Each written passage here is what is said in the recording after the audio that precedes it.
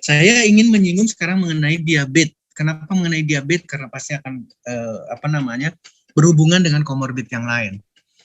Orang selalu akan berbicara diabetes penyebabnya adalah gula dan gula, selalu. Dan kenyataannya itu salah. Sekali lagi, kenyataannya salah.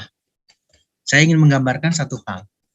Saya tidak tahu di kasus di Malaysia atau di Filipina datanya seperti apa, tapi di Indonesia ini adalah resmi dari Kementerian Republik Indonesia, dalam hal ini adalah Kementerian Kesehatannya, riset kesehatan dasar 2018.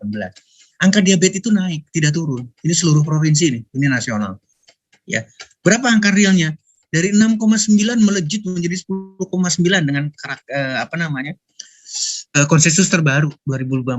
Konsensus lama saja naiknya tetap signifikan. 6,9 menjadi 8,5. Artinya diabetes tidak selesai. Karena pertanyaan yang tadi selalu terjawab dengan itu. Apa penyebabnya diabetes? Gula. Jadi apa orientasinya? Menurunkan kadar gula. Apa yang diperiksa? Kadar gula di dalam darah. Itu yang menjadi salah. Kita lihat sekarang. Diabetes itu komplikasi. Diabetes itu bukan kadar gula darah yang tinggi. Diabetes itu kebutaan karena komplikasi di retina mata, gagal ginjal sampai cuci darah, dan kemudian kematian, stroke, serangan jantung, dan kemudian amputasi karena ada neuropati diabetika. Orang yang luka, pasien luka, busuk, tidak sembuh-sembuh, itu tidak terasa sakit oleh pasiennya. Karena ada neuropati diabetika, sarafnya rusak. Saraf perifernya rusak. Nah, gambarannya ada di sini yang sederhana. Nanti akan ada berhubungan dengan COVID-nya. Gambarnya sederhana seperti di sini. Ini adalah titik-titik biru ini adalah sel beta pankreas yang menghasilkan insulin. Sel beta pankreas menghasilkan insulin dialirkan melalui peredaran darah. Ini tidak pernah diperiksa pembuluh darah di sini. Apakah tersumbat oleh kolesterol atau tidak pernah diperiksa nih. Sama sekali tidak pernah diperiksa. Kapan seseorang diperiksa pembuluh darahnya? Kalau terjadi serangan jantung. Kapan diperiksa? Kalau sudah terjadi stroke, baru diperiksa pembuluh darahnya. Ada yang tersumbat. Tersumbatnya berapa? Jadi jauh sekali pemikirannya. Nah, sekarang saya ingin berorientasi ke sini. Apakah pasien diabetes itu mengalami sumbatan pada pembuluh darah? Ini adalah orang Jepang. Makan karbohidratnya tinggi sekali. Sekali lagi, makan karbohidratnya paling tinggi di dunia. Orang Jepang suka dengan karbohidrat. Ya, tapi lemaknya, kolesterolnya paling rendah. Dan angka diabetes paling kecil di Jepang. Sementara Amerika dengan kampanyenya low carb, rendah karbo, karbohidratnya diturunkan, tapi lemak dan kolesterolnya tinggi sekali. Dan diabetes paling banyak di sana. Bapak, Ibu, teman-teman sekalian, bila ingin sembuh komorbid diabetes, maka kita harus memperhatikan fat, memperhatikan lemak, memperhatikan kolesterol. Baru akan sembuh. Nah, ini adalah konsensus dari Perkeni, dari para ahli di Indonesia. Saya yakin harmonisasi ASEAN, Malaysia, Singapura, dan sebagainya sama. Diabetes itu tidak satu. Ya, sekali lagi, tidak hanya bicara sel beta pankreas. Tapi di sana ada otot, ada liver, ada pencernaan, ada otak, ada ginjal, ada jaringan lemak. 8 organ yang terlibat. Jadi kalau orientasinya hanya menurunkan gula darah, hanya meriksa lagi HbA1c, nggak bakalan selesai. Dan fakta terjadi. Angka diabetes bukan turun dengan obat-obatan itu. Angka diabetes pun tidak turun dengan insulin. Tolong menjadi renungan malam kita. Nah, ini gambarannya. Hiperglikemik atau kadar gula darah yang tinggi itu disebabkan oleh atau melibatkan lemak, melibatkan ginjal, melibatkan otak, melibatkan otot, melibatkan liver, pencernaan, dan pankreas. Jadi bukan cuma pankreas yang terlibat. Tolong menjadi bahan pemikiran kita sama-sama. Nah, ini yang menarik lagi. Mudah-mudahan tidak ada yang ketawa ini. Karena ini data kita Indonesia Kesehatan. Dari Kementerian Kesehatan. Obesitas itu naik terus. Coach Edi tolong perhatikan ini. 18, 26, 31, naik terus nih obesitas di Indonesia. Saya nggak ngerti nanti dari 5 tahun setelah 2018 ini angkanya berapa. Dan obesitas itu adalah komorbid seperti yang tadi saya sampaikan. Obesitas itu migrain, obesitas itu tumor, obesitas itu hiperkolesterol, obesitas itu fatty liver, metabolic syndrome yang lain, diabetes di dalamnya. Korelasinya dengan diabetes jelas. Polycystic ovary syndrome sehingga seseorang tidak atau sulit sekali mendapatkan keturunan, gangguan vena, depresi, sleep apnea sampai terjadi meninggal, asma, serangan jantung, hipertensi, urinary stress incontinence, ada gangguan pada saluran kemihnya, sampai ke penyakit sendi. Ini adalah kegemukan. Dan kita tidak mudah untuk menyelesaikan ini. Jadi jalan satu-satunya adalah turunkan berat badan kita yang overweight. Tolong dilihat, ketika terjadi penurunan, sekali lagi, ketika penurunan hipertensi itu sembuh dengan sendirinya, 52-93%. Diabetes sembuh dengan sendirinya, resolve 83%. Demikian juga dengan penyakit jantung, mengalami penurunan resiko sampai 82%. Fatty liver 90% dan seterusnya. Ini menarik. Turunkan berat badan. Konteksnya cuma sederhana. Nah, bagaimana hubungan komorbid dengan diabetes dengan SARS-CoV-2? Ingat, ini adalah saluran khusus nih. Kita bicaranya adalah saluran eksokrinnya, ini yang mengalirkan enzim, lipase, protease, amilase, ini ke sini. Di sini ada ACE2. Kemudian tadi saya bicara pembuluh darah di pankreasnya tersumbat atau tidak. Di sini ada ACE2. Jadi pasti akan kena pankreas ini. Seluruh organ kena oleh infeksi SARS-CoV-2. Mudah-mudahan jadi renungan dan kita akan bisa diskusi dengan baik. Slide ini polos, slide ini bening sengaja supaya kita berpikir berbeda. Tolong kosongkan ego kita, tolong kosongkan lagi pemikiran kita yang lain. Yuk kita sama-sama cari perbedaan. Saya hanya ingin belajar lagi dari SD kita dengan fotosintesis. Matahari dengan cahayanya memberikan energi ke dalam dedaunan sampai terbentuk buah. Ini adalah energi matahari, buahnya adalah pabriknya, dan modal dasarnya, tolong dicatat. Modal dasarnya itu hanya udara mengambil CO2, dan melalui akarnya mengambil air. Diolah di daun, jadilah ini. Jadilah aneka ragam buah. Tuhan yang Maha Besar, Allah Subhanahu wa Ta'ala, itu bisa membuat formula yang berbeda antara apel merah dengan apel hijau. Berbeda beraneka ragam antara melon dengan semangka, mangga dengan pisang, berbeda. Demikian juga dengan nanas dan lain sebagainya. Formula loh itu. Jangan ada debat lagi. Formula yang berbeda tapi punya kekuatan yang dahsyat. Kita contoh lihat. Belimbing. Ternyata mempunyai efek anti-hiperglikemik. Berarti bisa menurunkan gula darah. Mungkin kalau kita bicara belimbing tidak terlalu manis. Tapi kalau kita bicara lengkeng, kita bicara lagi mangga Indramayu, yang sedemikian manis, atau mangga kalau kita di Bangkok, itu manis, tapi sesungguhnya itu adalah obat untuk diabetes karena bisa menurunkan, mempunyai efek anti-hiperglikemik. Tapi di paradigma kita tidak boleh yang manis, karena ingat kita bicaranya gula. Gula rasanya manis. Padahal rasanya manis belum tentu. Bahkan kebalikannya, yang rasa manis itu justru obat untuk diabetes dan kita dilarang. Makanya angka diabetes tidak akan pernah turun di semua negara, di semua tempat. Karena tidak berbasis buah. Ini kita berbicara di belimbing. Demikian juga ternyata belimbing mempunyai efek anti-inflamasi. Kita bicara SARS-CoV-2 berarti bicara badai sitokin, badai peradangan, inflamasi. Maka sebetulnya dengan buah, sekali lagi, dengan buah saja, dengan jus buah saja, banyak sekali yang kita bisa dapatkan. Ya. Nanas, ternyata anti-hiperlipidemik. Mempunyai kerja sebagai anti-hiperlipidemik, berarti yang lemaknya tinggi diturunkan. Dengan kata lain, dengan kata yang mudah sekali, bisa mengontrol lemak dalam tubuh kita. Jadi kalau ada kegemukan, nanas berarti salah satu solusi. Mudah-mudahan jadi bahan diskusi nanti kita. Nah, sekarang pertanyaannya adalah kita ini tidak berbicara lagi di konteksnya sebagai seorang rumah sakit, bukan dokter. Tapi apakah kita bisa menyembuhkan orang sakit? Jawabannya adalah bisa. Siapapun kita, saya tidak peduli. Kenapa? Ini khusus Indonesia. Indonesia punya peraturan pemerintah Republik Indonesia nomor 103/2014 tentang apa? Pelayanan kesehatan tradisional, non medis. Jadi kita punya hak untuk menyembuhkan orang lain. Saya senang banget dengan Bunda Tuti di Bandung yang sedemikian rajin setiap hari mencari yang sakit. Bukan menunggu yang sakit, mencari yang sakit kemudian memberikan solusi. Bisa melakukan pelayanan kesehatan tradisional secara empiris, bisa sebagai komplementari, bisa sebagai terintegrasi.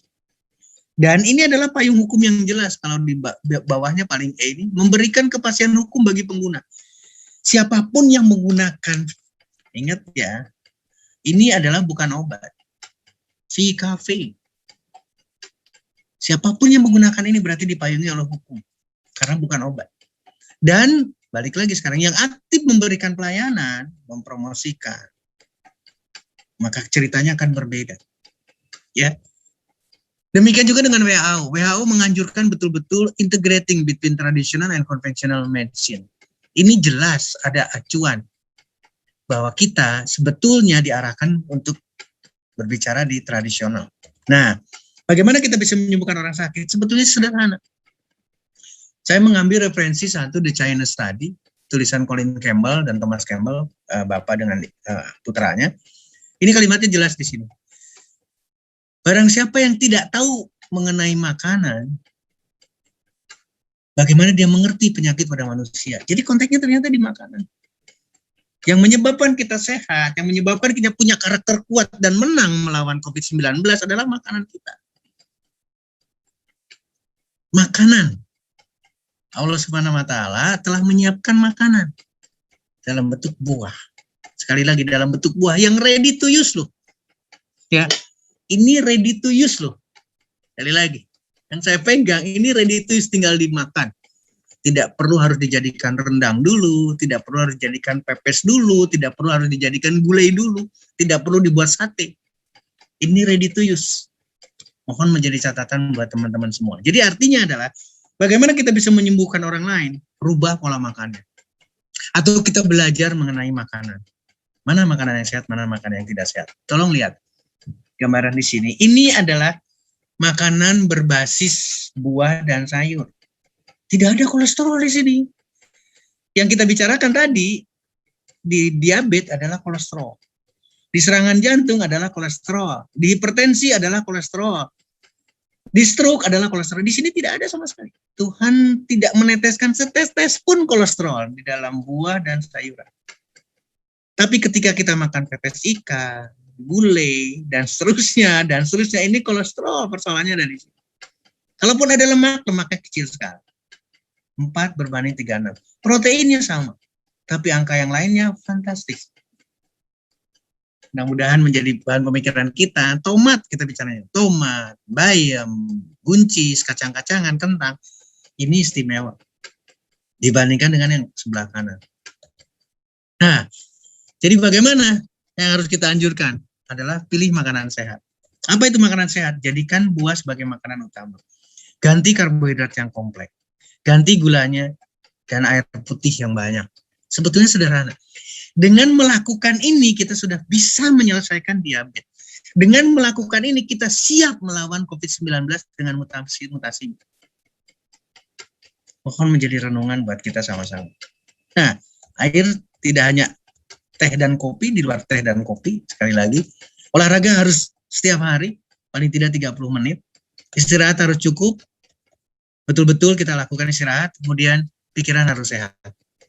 Positive thinking, berdoa, dan bersyukur. Nah, ada catatan penting ketika kita bicara vitamin, vitamin E, vitamin C, dan lain sebagainya, ternyata lain. Kalau kita bicara di nutrisi, nutrisi ini countless, tak terhitung. Jadi kalau kita mengambil sebagian saja, mengambil vitamin saja, dari sini, atau dari kopi, dari manapun kita ambil vitaminnya, maka lain. The whole is greater. Jadi harusnya adalah utuh. Sekali lagi. Nah, ada lagi yang bertanya, Dok, bagaimana dengan faktor keturunan? Ini adalah penjelasan. Keturunan itu tidak akan menyebabkan penyakit dengan sendirinya. Yang memegang peranan adalah tetap makanan, tetap nutrisinya. Tolong menjadi pemikiran buat kita sama-sama. Nah, yang terakhir, bagaimana kita bisa membantu orang untuk sehat, kalau sakit untuk sembuh, tapi dengan percepatan. Sekali lagi, dengan percepatan. Maka hadirlah VKV. Saya akan bahas dari sisi yang sangat sederhana. Kita bicara kopi. Ya, karena lengkap ada di dalam VKV, termasuk produk ekstrak jahenya. Silahkan, kalau butuh tea selalu setiap satu cangkir itu ditambahkan dengan 2 kapsul karena murni dari ekstrak jahe hitamnya. Ayo kita lihat sekarang satu persatu. Saya berawal dari kopi. Ternyata kopi mempunyai efek antivirus. Saya lupa, saya udah sampaikan ke Pak Edi, saya udah tontonkan sama Coach Edi. Coach Edi lihat, saya pernah buat satu lama banget sebelum puasa, berarti tahun lalu. Kita bicaranya kopi, jadi kebiasaan mengopi ternyata sampai hari ini kita negatif. Sekali lagi, acuan kita adalah negatif. Setiap pemeriksaan genus, antigen, PCR, kita harus selalu negatif. Karena apa? Karena kopi mempunyai efek antiviral. Potensial anti-influenza virus dari kopi atau kandungan yang ada kopi. Ya, kemudian lanjut lagi. Nah, ini mulai berbicara multiplication dari RNA virus. Kita tidak perlu DNA-nya. Sekarang kita bicara SARS-CoV-2, kita bicara RNA. Ini adalah kopi yang isinya kandungannya pasti ada kafeinnya. Ternyata luar biasa. Bicara lagi, nah tadi saya bicaranya limfositopenia, artinya adalah limfositnya rendah. Banyak kasus, termasuk kasus di dalamnya adalah ketika kita bicara demam berdarah karena virus demam berdarah. Dengan trombosit yang rendah. Ternyata kopi juga ada hubungannya, bisa menghambat infeksi yang disebabkan oleh trombositonemia sindrom virus yang menyebabkan trombositnya rendah. Virus. Ya. Demikian juga ini, bicaranya langsung untuk melawan virus yang mengenai saluran pernapasan kita. Kita bicara apa? Kita bicara SARS-CoV-2. Sering mengkonsumsi kopi juga menghambat hepatitis. Berarti kita bicara virus lagi. Ini satu studi yang melengkapinya. Bagaimana peran kopi yang lain? Antioksidan. Ya, kita bicara lagi. Kopi ternyata bisa menyembuhkan luka pada orang diabetes. Kopi juga sama, inflamasi, kardiovaskuler, itu bisa penyelesaian yang luar biasa. Nah, mungkin jadi catatan penting buat kita sama-sama. Antioksidan, antiradikal dari kopi itu luar biasa. Kalau sudah berbicara antioksidan, berarti kita menyangkut semua, termasuk antiinflamasi di dalamnya. Kopi, diabetes, dan nah ini yang menarik. Tadi saya bicara nanas, overweight, sekarang kopi. Ternyata kopi, diabetes, dan overweight itu bisa diselesaikan dengan kopi. Yuk kita pelajari sama-sama dari literatur yang ada. Nah, balik lagi sekarang. Bagaimana dengan jahe hitam? Ternyata menghambat virus. Ternyata mempunyai efek antivirus. Jadi sudah dua, kita sudah bicara kopinya ada antivirusnya, kita bicara lagi jahe hitamnya juga sama mempunyai efek antivirus. Apakah kita takut lagi dengan kondisi konsumsi VKV, konsumsi jahe hitam? Bioaktifnya luar biasa. Sebagai apa? Antiflasmodial, antifungal, antimikrobial, berarti antibiotik. Bapak, Ibu, teman-teman semua, RNA virus SARS-CoV-2 itu hanya sekedar protein. Ketika masuk ke dalam pos tubuh seseorang, baru akan bisa melakukan replikasi. Jadi di dalam tubuh dia bisa bersifat sebagai bakteri, bisa sebagai parasit, bisa sebagai perusak. Maka ketika kita punya jahe hitam, kita akan selesaikan pasien-pasien COVID-19 konsumsi VKV dan jahe hitam dalam bentuk kapsulnya. Demikian juga ini. Bagaimana dengan anti diabetesnya? Ternyata ada. Jadi kopi ada anti diabetes, sekarang jahe hitam ada anti diabetes, dikombinasikan. Ingat ya, kasus diabetes tidak turun. Jadi kalau kita hanya mengkonsumsikan VKV dengan jahe hitamnya, kita sebetulnya sudah menyelesaikan pasien dengan diabetes, komorbid diabetes. Anti-obesitas juga ada di dalam jahe hitam. Ayo kita sama-sama renungkan, ini adalah jurnal semua. Demikian juga dengan menghambat akumulasi lemak. Ini juga sama, berarti akan mengatasi kegemukan. Yuk kita pikirkan dengan lebih bijak. Hal yang sama ini adalah chemistry dan biologi activity-nya berarti lengkap semua. Neuroprotektif, tadi saya menyinggung pada pasien COVID, akan terkena otak kita, saraf akan bisa diperbaiki oleh jahe hitam. Kemudian vasorelaksan tidak akan terlepas. Orang gemuk, hipertensi, diabetes ada masa ketika diberikan vasorelaksan berarti pembuluh darahnya akan melebar dan tekanan darah akan mengalami penurunan. Dan dengan demikian juga literatur di sini. Ini adalah jelas antihipertensive agent karena ada vasorelaksannya dari jahe hitam. Jahe hitam memperbaiki aliran darah spermatik yang berhubungan dengan organ reproduktif. Artinya akan sangat-sangat memperbaiki fungsi dari organ reproduksi. Tapi jangan bicara laki-laki saja karena di sini male pada binatang percobaannya. Wanita pun sama. Organ reproduktif wanita akan diperbaiki dengan konsumsi VKP karena mengandung kopi, karena mengandung Campevia parviflora. Demikian juga dengan literatur di sini untuk sexual performance, saya tidak akan perpanjang lagi. Vasorelaksan tadi kita bicarakan untuk hipertensinya, antioksidan. Nah, sekarang yang terakhir adalah bagaimana dengan kulit manggis. Banyak sekali cerita. Untuk anti diabetesnya, antivirusnya, saya hanya ingin menyampaikan antioksidan aktivitinya saja di sini. Demikian juga dengan yang terakhir. Ini juga sama bicara mengenai limfosit lagi pada pasien dengan HIV. Artinya adalah sedemikian hebatnya dalam melawan virus.